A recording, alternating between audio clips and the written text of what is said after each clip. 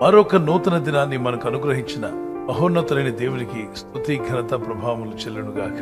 ప్రతి దినము మనకు ఎదురవుతున్న ప్రతి సవాళ్లను దైవజ్ఞానంతో ఎదుర్కొంటూ ముందుకు వెళ్ళాలి అంటే ఖచ్చితంగా మనకు దేవుని కృపావార్త కావాలి. దేవుడు అనుగ్రహించిన అనేక కృపావార్తలు కలిగిన ఈ పరిశుద్ధ గ్రంథంలో నుండి ప్రభు నేడు మనకిచ్చిన వాగ్దానాన్ని ధ్యానం చేసుకుందాం. 2 కొరింథీ పత్రిక 9వ అధ్యాయం 8వ వచనంలో, దేవుడు మీ ఎడల సమస్త విధములైన కృపను విస్తరింపజేయగలడు.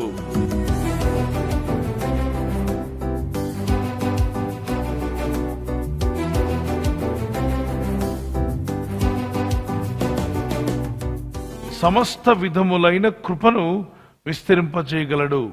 కృప అంటే మన అర్హత లేకపోయినా పొందుకున్నదే కృప. మన అర్హులం కాదు, కానీ యేసు రక్తం ద్వారా మనల్ని అర్హులుగా చేసి ఆ కృపను మీకు దయచేస్తున్నాడు. పాత నిబంధన క్రొత్త నిబంధన గ్రంథంలో కృప అనేటువంటి మాట, గ్రేస్ అనే వర్డ్ 170 సార్లు వాడబడింది.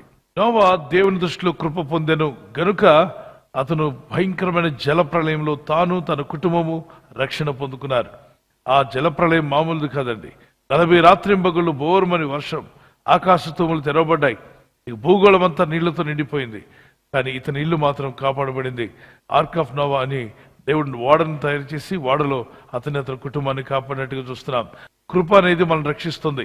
దావీదు విషయంలో దేవుడు చూపిన కృప, దేవుడు అతనికి శాశ్వతమైన కృపనిచ్చాడు. ఇతని కంటే ముందు రాజు సౌలుకు దేవుడిచ్చిన కృప శాశ్వతమైంది కాదు, కొంతకాలం ఇచ్చి చూశాడు దేవుడు. ఆ కృపను పొందిన తర్వాత అతను విధేయుడిగా ఉంటే ఆ కృప కొనసాగి ఉండేది. కానీ సౌలు దేవుడు తనకి ఇచ్చిన కృపను నిలబెట్టుకోలేదు. కొన్నాళ్ళు పోయిన తర్వాత దేవుని మీద తిరగబడ్డాడు. దేవుడు వద్దని చెప్పిన పని చేశాడు. దేవుడు ఏది తేవద్దన్నాడు దాన్ని తీసుకొచ్చుకున్నాడు. అంటే కృపనిచ్చి చూశాడు దేవుడు టెంపరీగా. ఆ కృప నిలబెట్టుకుంటే శాశ్వతమైన కృప ఇచ్చి ఉండేవాడు. ఎవరికి? సౌలుకి. దేవుడు కొంత ఇచ్చి చూస్తాడు. ఆ వ్యక్తి ఆ కృపకు తగినట్టుగా జీవిస్తే అది ఇంకా ఇంక్రీజ్ అవుతుంది. అలా లేకుండా ఇష్టానుసారంగా ఉన్నప్పుడు దాన్ని కోల్పోతున్నట్టుగా మనం చూస్తున్నాం. సౌలు కృపను కోల్పోయాడా? అవును పిల్లరా. సమూయేలు అనే ప్రవక్త రాకముందే ఆలస్యం అవుతుందని తన పని కాకపోయినా తను అక్కడ బలి అర్పిస్తాడు. నీ పని కాదు, ఎందుకు చేశావు అంటే, మీరు రావడం ఆలస్యమైంది అందుకే నేను చేశానంటాడు. నువ్వు రాజువి, రాజు పరిపాలన చేసుకో. ప్రార్థన చేసేది, ఈ కార్యక్రమాలు నడిపించేది ప్రవక్తలు. మేము ఆలస్యమైనా మేమేం చేయాలి, మాకు ఇచ్చిన పని మేము చేయాలి. మీ పనిలో నుండి ఈ పనిలోకి మీరు రాకూడదు. అక్కడ కూడా దెబ్బతిన్నాడు. కర్ణ పిశాచి దగ్గరికి వెళ్ళాడు. అందుకే దేవుని బిడ్డలు, క్రైస్తవులు, ప్రభుని నమ్ముకున్న వారు సోది చెప్పించుకోకూడదు, చేతులు చూపించుకోకూడదు, జ్యోతిష్కం దగ్గరికి వెళ్ళకూడదు, దిక్కులు చూసి భయపడకూడదు. ఇటువంటి వాటిని చూసి తన జీవితాన్ని పాడు చేసుకున్నాడు. కర్ణ పిశాచి గల వారి దగ్గరికి వెళ్ళాడు. మంత్రతంత్రాల కార్యక్రమాలు చేసేవారి దగ్గరికి వెళ్ళి అతనికి ఉన్న కృపను కోల్పోయాడు. శాశ్వతమైన కృప పొందాల్సిన సౌలు కొంత కృపను పొంది 40 సంవత్సరాలు పరిపాలన చేసినా అది నిలబెట్టుకోలేకుండా పడిపోయినట్టుగా చూస్తున్నాం. యోబు జీవితంలో దేవుడిచ్చిన కృప, యోబు గ్రంథం 10-12వ వచనంలో ఆయనకి దేవుడిచ్చిన కృపను నిలబెట్టుకున్నాడు. కష్టాల్లో, బాధల్లో, ఇబ్బందుల్లో ఎన్ని శోధనలు వచ్చినా అతను దేవుడిని విడిచిపెట్టిపోలేదు. యోబు తన కుటుంబం అంతట్లో కూడా దేవుడికి నమ్మదగిన వాడిగా జీవించాడు. ఆయన పిల్లలను లేపి ఉదయకాలం ప్రార్థన చేయించేవాడు. కుమారులను, కుమార్తెలను, పెళ్లిడికి వచ్చిన వారిని లేపి ప్రార్థన చేయండి అన్న, దేవుని దగ్గర మొరపెట్టమని ప్రార్థించేవాడు. అరుణోదయం అన్నాడు. అరుణోదయం అంటే తెల్లవారుజామున. అన్ని కష్టాల్లో కూడా నిలబడ్డాడు దేవుని కొరకు. దేవుని స్తుతించాడు. కష్టాల్లో ఎన్ని నష్టాలు వచ్చినా దేవుని స్తుతించాడు. మరి తన స్నేహితుల కొరకు ప్రార్థన చేశాడు. శత్రుల కొరకు ప్రార్థించి 2 అంతలుగా దీవెన పొందుకున్నాడు యోబు. దేవుడిచ్చిన కృపను నిలబెట్టుకున్నాడు. అపోజిట్ పౌలు ఎన్నో సోదరులు, ఎన్నో ఇబ్బందులు వచ్చినా ప్రభుని విడిచిపెట్టిపోలేదు. ప్రభు కొరకు నిలబడ్డాడు. అంతవరకు ప్రాణాలైనా పెట్టాడు కానీ ప్రభుని విడిచిపెట్టలేదు. ఎంతో సేవ చేశాడు. అంతవరకు ప్రభు కొరకు సమర్పణతో జీవించాడు. ఈయన జీవితంలో ప్రభు అన్న మాట, నా కృప నీకు చాలును. దేవుని బిడ్డలు ఈరోజు ఏదో కొన్ని సమస్యలు పోవట్లేదని, కొన్ని ఇబ్బందులు పోవట్లేదని బాధపడుతూ ఉండొద్దు. దేవుడు మీకు కృప అనుగ్రహించగల శక్తిమంతుడు. నా కృప నీకు చాలును అని ప్రభు చెప్పే రోజు మీ జీవితంలో వచ్చునుగాక. ఒక కీర్తన పాడుకుందాం.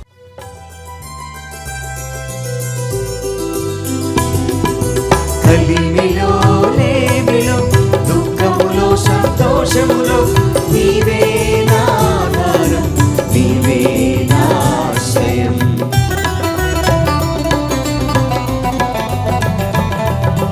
కలిమిలో లేమిలో దుఃఖములో సంతోషములో నీవే నా ఆధారం, నీవే నా ఆశ్రయం. నీ కృపయే చాలయ్యా యేసయ్యా,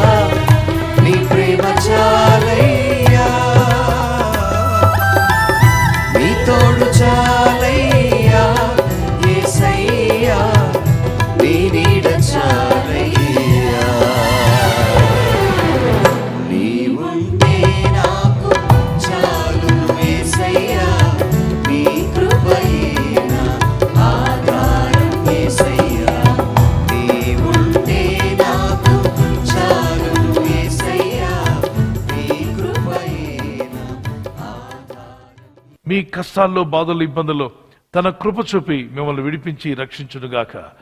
మనందరికీ దేవుడు కృపను ఇవ్వబట్టే మనం ఈరోజు సజీవులుగా ఉన్నాం. ఇలా ఉదయకాల ప్రార్థనలో పాల్గొంటున్నాం, సాయంకాల ప్రార్థనలో పాల్గొంటున్నాం, ఇలా దేవుని వాగ్దానాలు వినగలుగుతున్నాము అంటే ఖచ్చితంగా కృప దేవుడు అనుగ్రహించినాడు. ఈ కృపతో దేవుడు మిమ్మల్ని నింపి ఆయన రాకడ పర్యంతం మిమ్మల్ని, మీ కుటుంబాలను కాచి కాపాడి ఆయన నామం కనపరుచుకొనుగాక. ఆమేన్. ఆయనకు కృపకు తగిన జీవితం నాకు దయచేయ ప్రభా అని ప్రార్థించండి.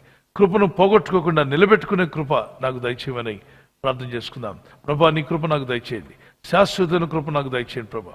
నీ కనికరం చొప్పున, నీ దయ చొప్పున ప్రభా ఆయన శాశ్వతమైన కృపను ఇస్తున్నందుకు స్తోత్రాలు చెల్లిస్తున్నాను. దయగల మా తండ్రి, మీ నామాన్ని మహింపరుస్తున్నాం. అయ్యా, కృప పొందాను, నీవు ఇచ్చావు కృప, అందరిని బట్టి స్తోత్రం. అక్కడ ఆగిపోకుండా ప్రభా నెక్స్ట్ లెవెల్ ఆఫ్ గ్రేస్ లోకి వెళ్ళాలి తండ్రి. నెక్స్ట్ లెవెల్ ఆఫ్ ఫెయిత్ లోకి వెళ్ళాలి. Next level of prayer life లోకి వెళ్ళాలి ప్రభా. నీ ఆత్మలో అభిషేకించండి, మీ పరిశుద్ధాత్మతో అభిషేకించము నాయన. ప్రభా, నీ కనికరం చొప్పున నీ ప్రజలందరూ కృప నుండి కృపలోకి వెళ్ళటకు కృప దయచేయమని అడుగుతున్నాను. మహిమ నుండి మహిమలోనికి ఈ వాగ్దానం ఎత్తి ఎవరైతే ప్రార్థిస్తున్నారో ఈ రోజు నుండి ఒక తీర్మానం, నీకు ఇష్టలుగా జీవించాలి, నీ చిత్తం నెరవేర్చాలన్న ఒక మంట వారి హృదయాల్లో కలుగు చేయండి. నీ కొరకు జీవించే కృపను వారికి దయచేయండి. ఎవరైనా హాస్పిటల్లో ఉన్నా, ఐసీయూలో ఉన్నా ప్రభు, ఎవరైతే సీరియస్ కండిషన్లో ఉండి బాధపడుతున్నారో వారికి యేసు నామములో స్వస్థతను అనుగ్రహించండి. కృంగిపోయిన వారిని లేవనెత్తండి. మీ గాయపడిన హస్తమును చాపి వారికి ఉన్న సకల రోగాల నుండి విడుదల ఇచ్చేయి. వారిని లేపి నడిపించడాన్ని సాక్షులుగా నిలబెట్టుకోండి. ఈ ఉదయకాలం ప్రతి రోగి యేసు నామములో స్వస్థత నొందునుగాక. తండ్రి, ఈ దినం ఎవరైతే ప్రయాణమై వెళ్ళబోతున్నారో, అది రైలు మార్గమైనా, ఆకాశ మార్గమైనా, బస్సుల్లో, వాహనాల్లో ఎక్కడ ప్రయాణం చేస్తున్నా, రోడ్డు మార్గంలో ఏ వాహనంలో వారు ప్రయాణం చేస్తున్నా, నీ ప్రజలకు కాపాడే దూతలను పంపండి. ఉదయం బయలుదేరి సాయంకాలం ఇంటికి వచ్చేంత వరకు నీ కాపుదల, కాపాడే దూతల యొక్క సహాయము నీ ప్రజలకు దయచేయమని అడుగుతున్నాను.